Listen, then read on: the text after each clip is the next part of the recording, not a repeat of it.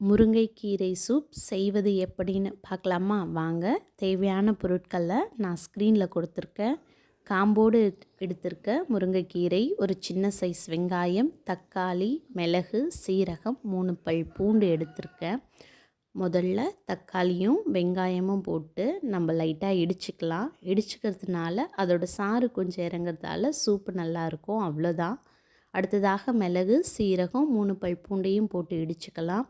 அதுக்கப்புறம் காம்போடு இருக்க முருங்கைக்கீரையும் போட்டு லைட்டாக இடிச்சுக்கலாம். இடித்தா காம்பில் இருக்க சாரெல்லாம் இறங்கும்.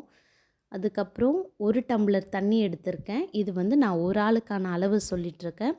1 டம்ளர் தண்ணி ஊற்றுனதுக்கப்புறம் நம்ம இடித்து வச்சுருக்க எல்லா பொருட்களையுமே தண்ணியில் போட்டு தேவையான அளவு உப்பு, அரை சிட்டிகை மஞ்சத்தூள் போட்டு அதை நல்லா கலந்து விடலாம்.